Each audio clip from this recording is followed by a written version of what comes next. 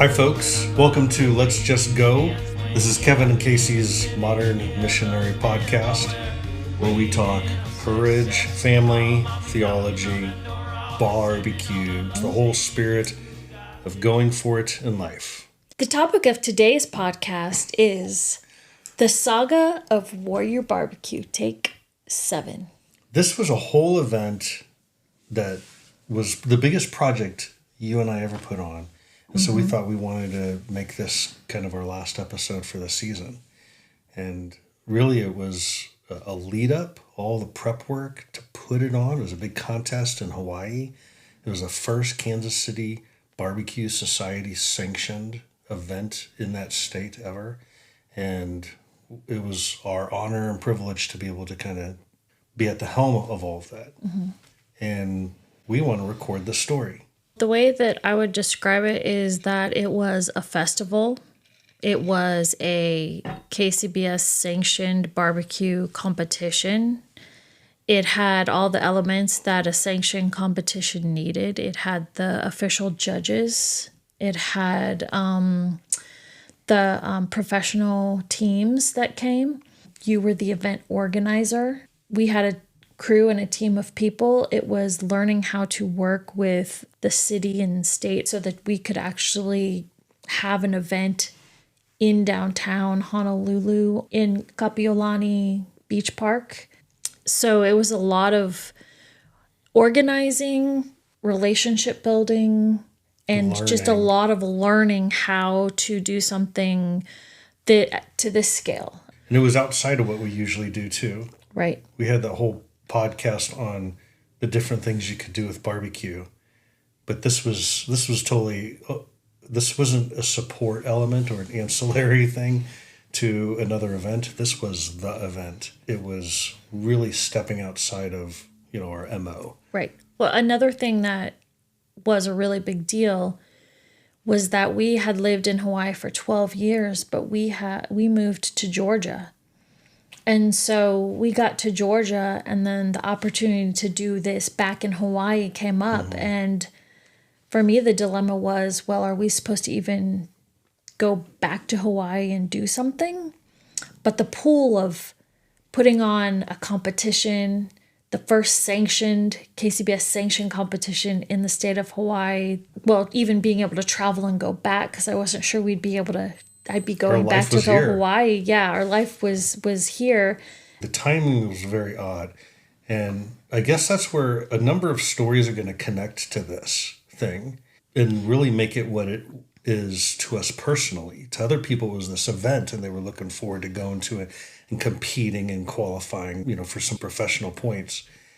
But for us, it was a journey of life. I would fly frequently back to Hawaii. We still had our, facility, offices, or, the P.O. box leaders, ministry work. Yeah. And studies that were going on. And I think during that time, the question was, will we continue to have our hands on both things, or will we eventually hand off and be completely here? And during this whole time, there was this Warrior Barbecue event that we were putting together that was in Hawaii, but it was not the work that we do in Hawaii. Right. It was it was like halfway something here. Extra. So it left our work that we had going on, but it left it and it went into Honolulu and it invited the world to go compete at it. But we had moved our family here. So it was a very odd time. Yeah. Where all this was going on. Yeah. The thing, though, is when I looked at it, I feel like we kind of got different reactions when we would explain it and tell people what we were doing. Some people would look at us really weird, like, what? And others would. You guys are barbecue organizers now? Yeah. Wait, what is this? With your life? This is your ministry, right? No, this is a different thing. Yeah, that we're doing because, we just like barbecue. I felt like for me that Warrior Barbecue was a good next step. If, we were going to grow and expand, one of the things that Kevin and I have put a lot of work into, especially with the ministry that we did. But that's community building, the community building aspect of what we did.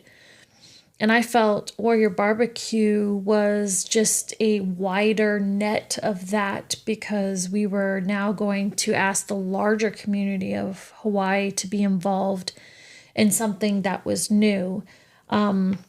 We were going to go outside of the gates of the military installations. We were going to go into the city of Honolulu. We were going to interact with other organizations, and, like the local government and people from all over the country who did barbecuing, and kind of bring that all together in a festival, which to me goes really well with what we do, because all the things we do a lot of times end up in some kind of a party or a festival. Sometimes you use the term metropolitan Christianity, and I really like that, because you say that it's got to make sense in the city, which means, you can't bring stupid crap along with you when it comes to doing ministry. You got to be able to succeed and meet the same standards, and resolve conflict and fight for the things that are important to you, but go outside of the Christian bubble and do it in a vibrant community that you can speak into. And I felt like that's kind of what Warrior Barbecue was, as we were taking it out, less protected area, and making it bump into all of the things, that were You had to out make in the sense world. to all the things. It had to make sense in the whole city. Yeah. Yeah, metropolitan Christianity. Yeah. I like that. Me too. I mean, we did bring our faith into it, but the main push was connecting with the wider environment. But we had to go and kind of figure out is this good enough to our interest to invest our time and energy in, to do it in the first place. Right. And I think some of that begs the question, how did this start? How did we stumble upon this? I'm just thinking about you talk a lot about the garden. That was a place where you were working outside, that said, we are here in Georgia, this is my time, this is my hobby. And during that time, there's a phone call, and then another phone call, and we have a board member who is connecting us with a friend of hers. And he has got kind of a barbecue story like we do. He has used it all his life for, different things. And he had this idea, he called him the idea man. He stumbled upon the fact that KCBS had never sanctioned an event in Hawaii. It was the last holdout. And somebody at some point was going to get the historic privilege of doing the 50th state. Mm-hmm. And that was going to be great for Hawaii. It's going to be great for barbecue. Yeah. It was going to be historic even for the largest commission in barbecue in the world. And he kind of had the idea, and he pitched it and got thumbs up from the KCBS, from the society. But he needed an organization to be behind it, and also a trained, certified organizer. So he had this idea, and those other two parts, he was hoping, to stumble upon someone like us. Mm-hmm. And so one of our board members connected us, and we started having these phone calls and talking about, the whole concept, and then asking the questions. Is this something that can fit with our extra time, that we've got? Does it make sense to our transition? And to kind of go back to the garden thing, because I like gardening, and I'm going to expound on that a little bit, is that when, we moved here, and we found our house eventually and moved in, and we're getting settled, one of the things I really wanted to do was garden. But what that really was about is just being here in this home, having a little bit of land, enough to make a garden. I was just really looking forward to resting. It just was really appealing to me that we came here, nobody knew us. I could sit in the house all day long if I wanted to. And And the fact of being able to garden, I just kind of saw this as like a place of like rejuvenation and rest after moving from Hawaii and going through that whole move, because that was fun, but it was very, there's a lot in it. And so did you feel like this new idea Warrior Barbecue was a disruption? Yeah, because we moved here and my mindset was one way. I'm going to come here. It's going to be kind of restful, a little bit of a break. I mean, we knew we came here and we were still doing ministry in Hawaii, but it was separated. And, it was a time to think about, well, now, getting involved with the kids' schools, like you said, building a life here. But also it seemed like I was ready to just dive in here, and this opportunity came along, and it was actually really hard for me to pivot, in the sense of starting to think about that again, because I had to get my mind ready to cut it off from Hawaii, because you just love it so much. You can't sit around and think about it all day long. Just when you thought you got yourself out. Because it will, it will take over your thoughts. You're like, oh, I missed that. I missed this. And so, you want to move forward. And this, I was like, wait, what? So you were really down about this whole thing. Well, no, I wasn't down about it. It was my mental process. And I even remember we had several layers of yes. And I remember asking you a couple times, are we really saying yes to this? Is this really a yes? Are we really going to do it? And there was one particular time where we really talked it through, and then it became the commitment to do it. And it was like, okay. And then that was fine. But it really, I felt like there were baby steps to kind of turn for me. Yeah, well, I guess there was a real counting the cost that we had to do. Mm-hmm. We started to fathom all that it would take to put this thing together. I mean, you were talking about getting licenses from the city and the county and having all these vendors and raising lots of money for professional winning prizes. We even, I entered into organizer training with the KCBS, and then went to a 20-year veteran contest in Tennessee. And then I was the shadow organizer there as part of my certification. So there are all sorts of other projects that you had to do before you could do this project.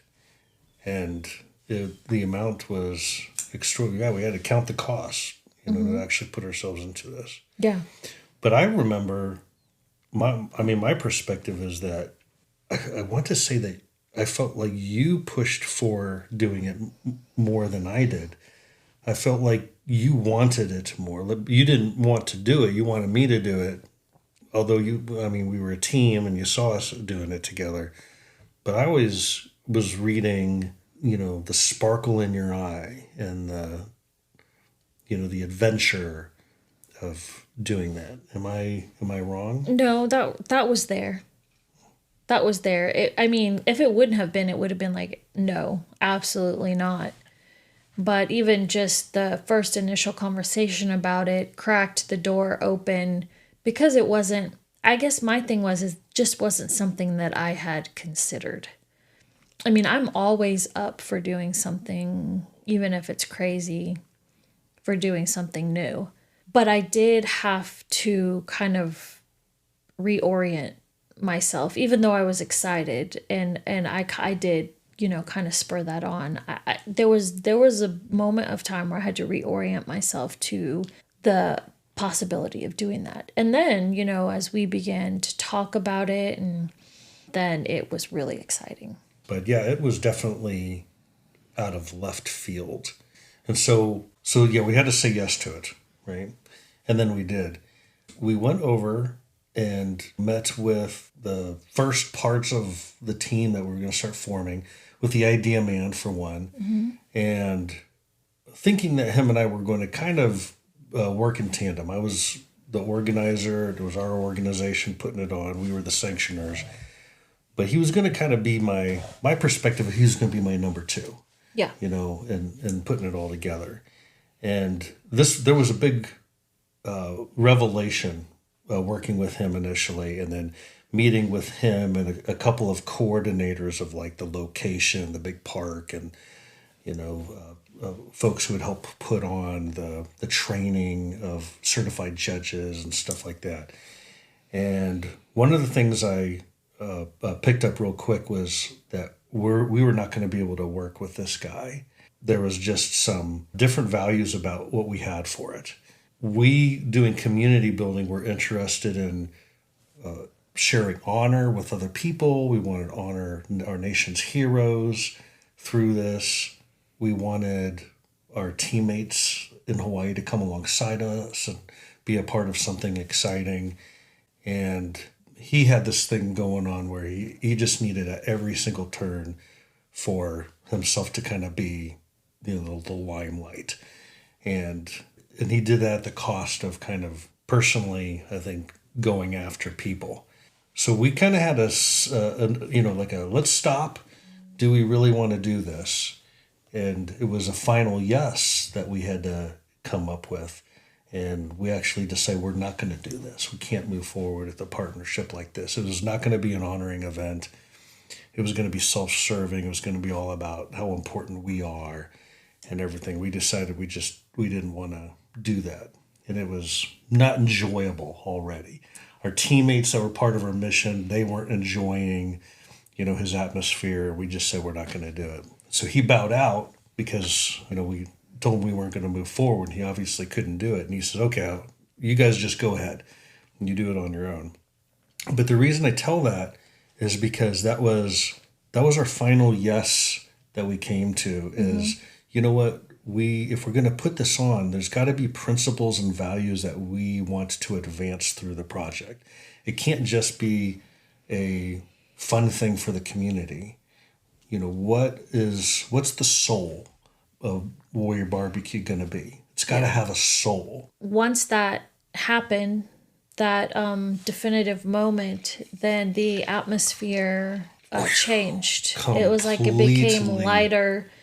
It was like the soul was revealed, and so then it was able to move forward, and it was a lot easier to do a lot of the planning because there just was a lot of like actual work instead of everything being in limbo. That's what I felt like was so stressful, is that everything seemed to be in limbo. It was like we were trying to come up with actual coordinations, actual decisions, but at every single point it was like, does this location make me look really, really good? And we were just like, we had to get rid of that part, of our whole project.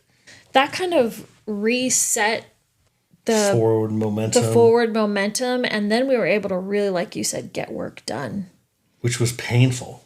Oh my gosh. It was so hard. But what would you say was the soul? I think that the soul was, number one, was true honoring of our heroes. Our nation's heroes. Our nation's heroes. And being uplifting and providing something that was encouraging. And I think through the festival, we didn't want to just have the competition. We wanted it to be something where people could come and hang out. We had the veterans tent, live music, and I think it's just you can bring pieces together, but if you don't have the right attitude about it, it's still not going to be this cohesive thing that you want it to be. And I feel like you said, finding the soul of it just helped it all be brought together. The different parts were brought together in a really cool and amazing way, and you could feel it while the competition was going on. It had kind of three parts. One was, this is a barbecue competition. This is a professional grade barbecue competition. Real judges certified, real reps from the KCBS, real pro teams, real scores. So we needed to do that part really well. We had to do it top notch. Yeah. We did it on Veterans Day weekend. It was 2 days, and it was to honor veterans. And so there was this whole highlight, a special hospitality area for them, but then you said the community festival.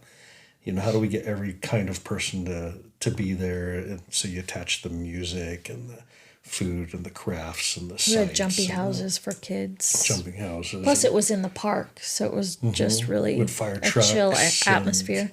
But you still had to put it together right. And so even at the center of those was this team that I feel like my dad especially headed up this team from the mainland that were steeped in barbecue. And they were all ministry leaders from, his past and my past. So there was prayer. There was discussing of perspectives and what it is we'd be doing and the why. It was just relationships, wanting to honoring God, wanting to have fun with each other. That was like at the core of this whole thing. And I think that's what made it so special and made it special for us during that time in our life of transition. Your dad played a really big role in helping us get a team together. What would you say were some key things that you took away from him and his help in that? I'm just going to say the one thing, and that was that my father saw this opportunity. You could tell from the beginning. We had always celebrated and pursued barbecue things together, so it was just natural for him to jump on and help and want to be. Yeah, he would it want was. to be a part of this no matter what, but he was busy during this time, in his life. But I saw my dad decide to take this as a challenge to be a rock for his son. I think he perceived that this was a difficult time in my life because of having had to leave Hawaii in order to get us to have a home base on the mainland, and how much Hawaii meant, how much the work there meant. And I think he knew that it was a hard thing for me. And I saw my dad take this role on, and he didn't say it, but he wanted to be my right-hand man. And I mean, he's my dad, and he wants to be my right-hand man. And for that whole lead-up time, and then the following, year too, I saw him have actually reverence and fear that he would do anything less than completely rise to the occasion to be my rock and my right-hand man during that time. And so that was a whole event in and of itself, a really cool part. And he came through like no one else could have ever come through. And he just knocked it out of the park. But I think that was one of the most special times, that him and I have ever shared together. It was getting this Warrior barbecue thing accomplished. And just saying that makes me think of just go all the way to the end. You just go all the way to the end. Warrior barbecue was not just this thing we did. It was a massive success that we got to accomplish. And we had a whole year to worry about that. Yeah. It was like, what percentage success is this going to be? It hit everything that it needed to. He was my rock, during accomplishing that. He was. Your dad is such a hard worker. Even while we were there doing the festival, the amount of work he put in, and also just the things that he wanted to do to help make things easier for you. It was really cool to see. He was looking out for you. But that makes me think about the beginning of the festival itself. We put in all this planning and the hard work, and you just don't know how it's going to go until it starts. So we all show up on the field. We've ordered tents. We've gone all over the island to fill up a box truck with canopies that we're going to set up. We've got all of the Sodas, barbecuers' areas marked out. foods. And they begin to arrive to set things up. And the festival kind of starts to There was build. an awesome bandstand that just had this projected sound system you could hear all over this massive park. Yeah, and it just, I wasn't sure how I was going to feel. I remember thinking the day of the competition, am I going to feel dread or am I going to feel excitement? And dread, not because I was dreading it. I was actually looking really forward to it, but like what still is yet to do that we haven't thought about. And but when I showed up, there were people that were there. They were working, unloading things. There was like a really was awesome magic. atmosphere. Everybody knew that this was kind of like historic in the barbecue competition world. Okay, that's a small world, but it was, everybody knew it was novel and unique, and they showed up like it. Mm-hmm. And everyone was like, oh, we got to be here for the first one. Yeah, everyone showed up excited to be there and also ready to help. I even remember, the competitors asking what they could help. It was really encouraging. They were encouraging, not just to us, but also to the local people who had signed up to be in the competition, encouraging them as far as helping develop their barbecue skills, and there was a real camaraderie between the competitors too. That well, I'd never been to a barbecue competition, so I didn't know if that was like usually happens.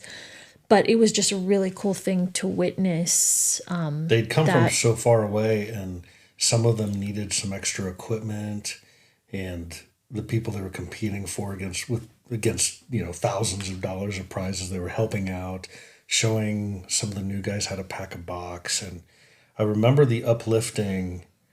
Some of these guys would tell the other ones, "Your ribs are really good. You might win this whole thing," but they were just speaking up to them, and that in every way, telling people how good they're going to do. You got this. You're learning fast. You should be in this competition. And it was just remarkable to see the exhorting. yeah, That was going that's a on. good word. Everyone was exhorting each other. I remember not all the judges, but some of them were like, "Is there anything we can do? Can we help do this?" And actually, that's ended up being how we met Barrett.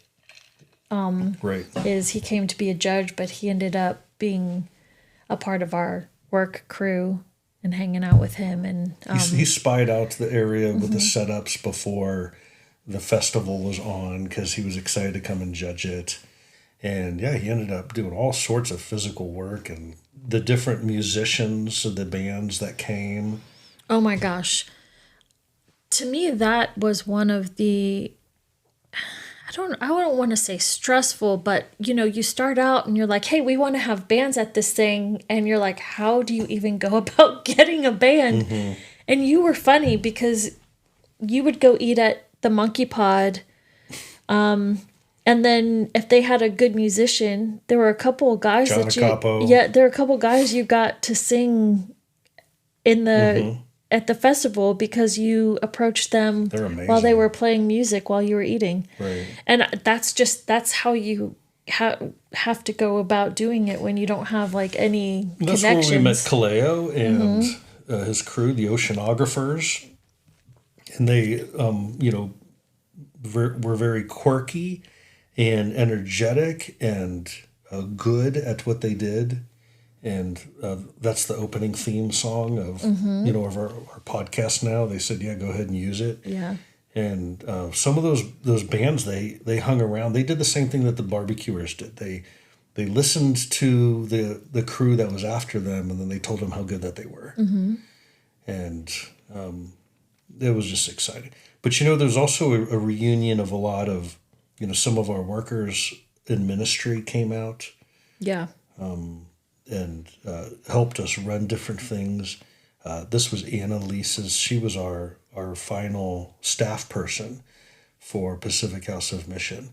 And Had just finished up her tenure, and she extended her time several months so that she could help us put on this project. But it was a reunion of a lot of folks. The Metelskis came out. Mm-hmm. They had been volunteers for a program many years before. The families of the studies that were currently going on, they came out and helped do the merch tent and everything. And what was really cool about that is two of the ladies' husbands ended up entering into the competition and doing the barbecue competition when they came out to hang out for a little bit on day 2. Because they thought the first day was so awesome. There were still competitions that they could enter into for the next day. Mm-hmm. And they did awesome. And the awesome thing about that is that they were there the following year when we went. And they entered in, and man, they had upped their game. They had practice, they had uniforms, it was really fun. An official monikers, name, Wings of Barbecue. Yeah, so that was cool. So going through all these, so there's just so many different stories that were connecting to this. There's my dad and people in our ministry, from the past and even current. There were, struggles that we had deciding, about the transitions in our life and all that. And this just brings me to what I think is, for me, the main point of Warrior Barbecue during that time. And I've talked about it in the past, that it was like a suitcase. Warrior Barbecue was a suitcase where, we got into a van, and, first we shipped that van to Seattle when we moved here, and then we flew there, and then we traveled up and down through a whole bunch of states, did a lot of, touring and adventuring, came here, found this house, ended up in that garden, and you were here completely. It was time of rest, not to be disturbed. And I was half, here and half there, and traveling back and forth. And I think because of that effect, I had not psychologically packed myself for the move. Yeah. And Warrior Barbecue was outside of the ministry circle in Hawaii, but was still in Hawaii. Mm-hmm. And it was something I had to connect to from here, and it connected people on the mainland to it, and and all of these stories and relationships and experiences in this amount of time got loaded up into our experience of Warrior Barbecue. And I did not perceive it like that at the time. It was an interference and an interruption, but also we just really wanted to do it. That's the positive side of it. But I look back on that now, as we got to the end of it, it started to dawn on us. This is a suitcase. Warrior Barbecue is a suitcase to get us emotionally, to finish our emotional move here, or our psychological, move to our next thing. Mm-hmm. Was it like that for you, or is that what it was for me? I think that's what it was for you, because I don't think I process things like that. I'm the emotional one. Well, I feel like in some ways you are. I think what you are is that you are very in tune with the feelings you are feeling at the time you are feeling them.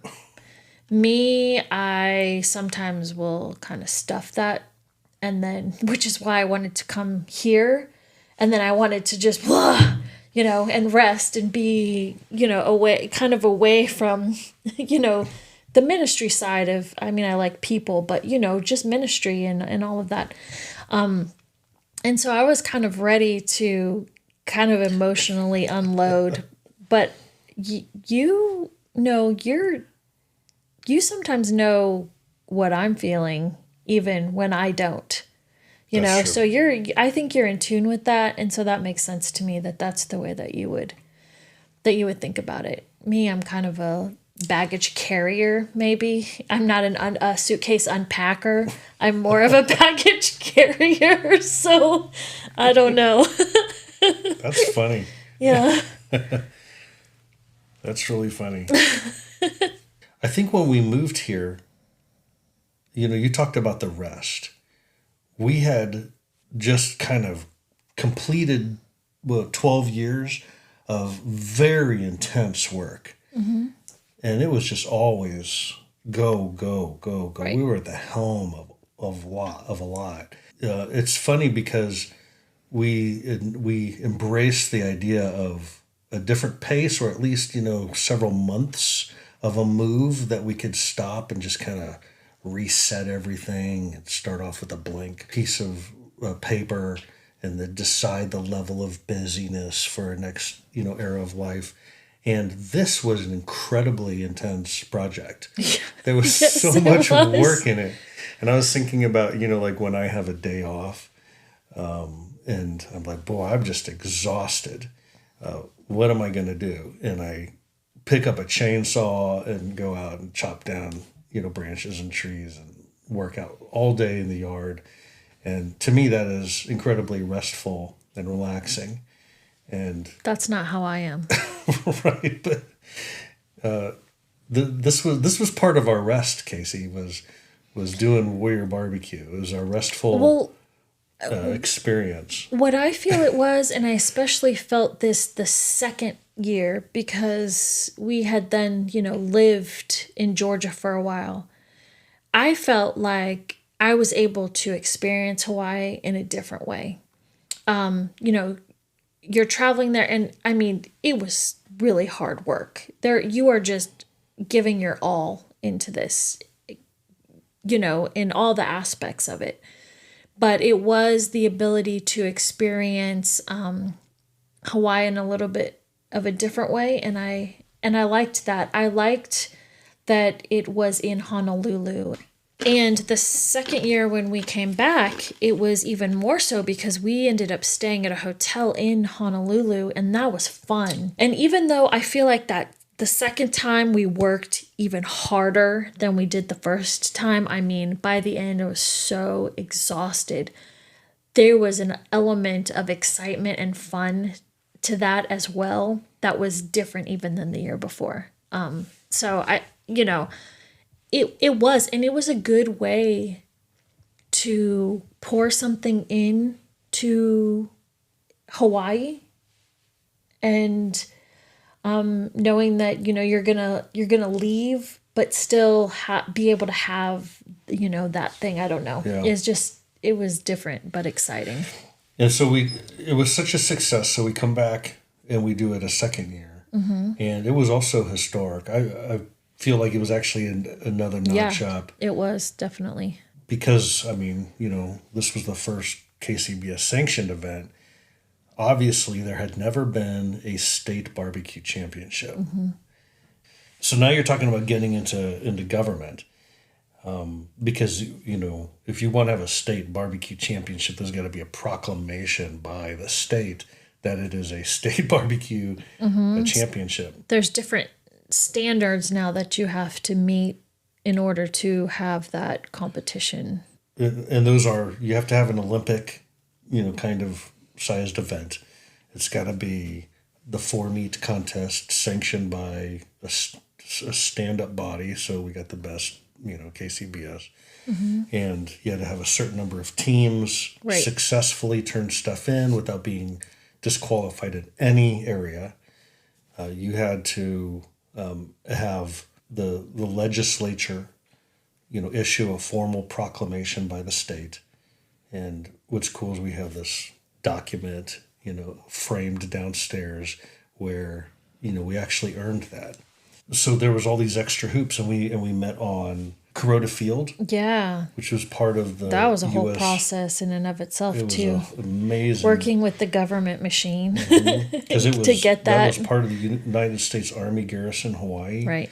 And so the proposal for our event actually went before, a series of generals who had to sign personally off on this and do lawyer, JAG reviews that took months. Yep. For us to do that, we had to kind of make our own alcohol commission. Right. Because the Commission on Alcohol didn't cover this territory, and so we kind of wrote our own standards and everything, and ran that by the military lawyers, and Right, because that was something new. We had a beer garden. We served craft beer. And they did. We had them do a Red Dawn red ale, a Red Dawn, just for our Warrior Barbecue Championship, and we called it something else. We graduated the Warrior Barbecue name to like a Warrior Barbecue series, and this name of this event was the Great Hawaiian Smokeout. So even as we're doing this podcast right now, it's on audio, but behind us we've got the Great Hawaiian Smokeout, one of our banners, standing up. Because we've kind of moved into the second competition now. When you look at the two, how do you compare them? But what was so exciting is that they were both historic firsts. I don't know. The first one was more electric, I think. It was new. And it allowed the second one to exist. But the second one hit this standard where, the grand champion then qualified to go to the World Championships of Barbecue. Probably the most coveted one by pro teams is to go to the Jack. Yeah. Which, ironically, where we live now is just a couple hours down the road in Tennessee at the Jack Daniel's distillery. And we've gotten to go visit there, and, because of our experience with, barbecue and being organizers of the first ever in Hawaii and stuff, you could go around and, meet the teams, and they'll invite you into the inner circle of what they're doing, and, things like that. So that was really, exciting. I think the whole point of doing the first one was to eventually be able to do the second one. Yeah. I mean, once you... The state barbecue, to do it to the level of a state barbecue having a state championship. Qualifier definitely The first one. The first ever, was definitely motivation and what we wanted to go for next. Right. And knew we could do it. When I think about those two events, I don't love the second one. I love the first one. The second one was something we had to do, and I'm so thankful for all those who helped us put it on. People, they gave an arm and a leg oh my gosh. to put it on. We worked our volunteers too hard. Yeah. We had this saying that, we all may die at Kuroda Field. If we don't get this right. And when it came time, the amount of work that we almost all died at Kuroda Field. And yet it was a success because we did it. Yeah. But the input of work and the distressing levels of what we had to do to get there. The spirit was always light, and we were happy and excited to do it, but the work was hard. It was so very hard. It actually, for me, it almost made it so I couldn't enjoy it the way that I enjoyed the first one. The first one, you were just kind of riding the wave of it. And you were there, and we had never done it before. And so, you don't know what to expect. You're kind of just taking it as it goes. The second one, there's an expectation, and also there's a lot of hard work. And I felt like somehow it diminished my ability to enjoy it as much as I did the first one. But it was still amazing. We had more teams, the atmosphere, the music, I feel like was amazing. Incredible. We had a kahu come out and give this Hawaii blessing and, blow his shell. And we still had the veterans tent again. And I know that just really, touched people to have an area where they could go. Yes. Present, the recognitions. Yeah. I almost want to say that I value the second one the most, but I loved the first one. The second one, the second one accomplished the goal that we set out to do. And that was exciting to see, because I think for you and me, you know, we put a lot of work into something to make it excellent. But it's not just about that. It's also because we're heading towards a goal. We want something to be accomplished. And I felt like with both the first and the second one was a little bit stronger in that area because we did produce the first state champion, you know, to go represent Hawaii. But the first one, definitely, it's like I was more deeply emotionally attached to that one. Yeah. Yeah. I gotta tell the Elijah Perrick story. Okay. Oh yeah. That's awesome. So we need the legislature to proclaim this a state barbecue championship.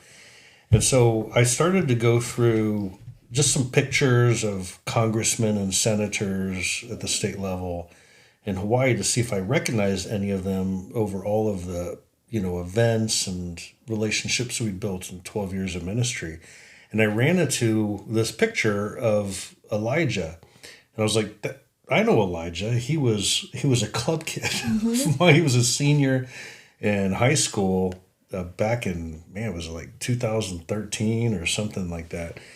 And I had started building and launching a program. You know, we had ministry, we had whole community ministry programs at two different bases, and we were starting two new bases. You know, the Air Force won the Navy, and he was on the Navy side, and he was there.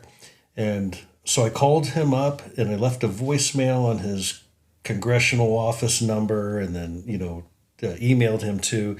And then I got a message back. He'd been away on another island for the weekend, and he was like, "Kevin, it's Elijah." I was, "Oh, good. You called me back."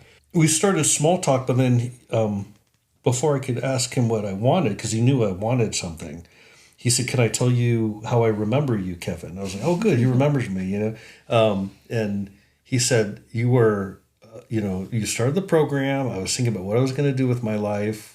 I was thinking about not going to college, but just studying stuff on my own, getting smart on my own. And I ran across you. You were reading a Greek Bible on a bench." Mm-hmm. And I was like, "Is that Greek?" And I asked you if you could read some of it, and you did. And I was impressed. I was like, "What does it mean?" And translated it. And, I knew that you were also memorizing, or had memorized the book of Hebrews. And he says, "You may not remember this, but I told you I'm going to now go. I'm inspired. I'm going to go and I'm going to study that stuff. I'm going to learn all that." And, and he said, "Well, Kevin, let me tell you, I went to seminary. I went to college." I said, "I'm thinking about not going to college, just studying on my own." You said, "Don't do that, Elijah. There's something systematic about the learning and education of an academy." And so you convinced me. I went to college. I got my degree. I went to seminary. Mm-hmm. I got a Master of Divinity. I studied Greek and Hebrew, and I've memorized the first 7 chapters of Hebrews or something like that. I'm listening to this. I'm like, "What? Yeah, are you that's kidding me?" Cool. He like super remembers me, mm-hmm. and that conversation, that encounter. Anyhow, he says, "So I did all this, and then afterwards I graduated, and then I ran for office, and I became a state representative in the House of Hawaii. What can I do for you, Kevin?" Yeah. That's awesome. I was like, I need somebody. And so this document now has the signature of, the senators and the congressmen, the, Senate president and House Speaker of, the state of Hawaii. Very serendipitous. Is that right? Serendipitous? What's serendipitous? Isn't that happiness? I thought it had to do with like fate and coincidence. Coincidental, divine appointment. Maybe I'm wrong. I don't think that's what serendipity is. SEREND, serendipity. The faculty of making fortunate discoveries by accident. Oh, you got it. I got it. It's because I've seen the movie. Hello. Very serendipitous. Yeah. But that's a fun story to tell. But I feel like the clinching with the general signature, working with AUSA and Luke, for the locations, my father's work, the the taking us under their wings as them being our mentors, the representatives of the KCBS, Julie and Ian. I feel like there were magical moments all along the path. And you would, if you could identify 8, 9, 10 of these magical serendipitous events, Yep. then if you took one of them away, it would all fall down. And you're like, what is this magic thing that brought the pieces together that needed to be? It's like, I don't know. Yeah. God and Mother Nature and fate and God somehow put this, not to rival God. Maybe I shouldn't say that. Look out. But I feel like there was so much more than who we are that was making these things go together. As you're talking about this, I'm actually thinking the volunteers we almost killed by working so hard Out at Kuroda Field. You and your dad brought those people together, but mostly your dad kind of wrangled this group of people and got them to come over and help us. But I think we couldn't have done what we did if we did not have them. There were key things that would not have gotten done. Your mom, she came over as well, and she brought sisters, but also there was deliberate prayer. Like there had been before, but this one was more organized and deliberate in certain aspects and certain, things that were being done. I think that helped. I think definitely the thing with Elijah, that is just a really cool aspect. But you're right. Without that, we couldn't have done it. It's just when you step back and you look at the picture of how everything, came together, it's really cool to think about. So Warrior Barbecue was a big success. It was a big suitcase that we were able to pack a lot of the psychological pieces that had not transferred, to Georgia now, into a bag, experience it, bring it here. And we're not doing that here. Well, we did it. We did it. We did. But yes, I think the door is always open for more to come in Hawaii. But life goes on here too. I feel like we kind of grew up a little bit. Oh my gosh, yes. We were we became very acquainted with the world of the marketing, of the corporate sponsor, the contacts, and the big wake-up call is you're not a part of that world. You have not made a mark. You don't have the contacts and the connections at that level right now, just doing it for the first time. And we realized how important it was to have that in. There's something that has to, enable you to have a big in. And some of that can be, alleviated through a team and through a lot of hard work and the right amount of time, and maybe, a couple of bucks. But there are certain things that you need to make sure you have in place in order to put on a project. Because these are events that bring thousands of people. Yeah. And the more many's of thousands of people that you can bring, the more effective and enduring you can make the program turn out. Right. That's a really good point, because after we did the Great Hawaiian Smokeout in 2023, it did grow us up. We learned so much, and we realized that to put it on again the way that it needed to be and the way we wanted it, we couldn't do it on our own like we had been doing it. One is that we did work the volunteers too much. You shouldn't have to go to something like that and almost die at Kuroda Field. Also, there were just the marketing aspect and all of that is a component that with the first one, we realized was a key component to what we needed to do.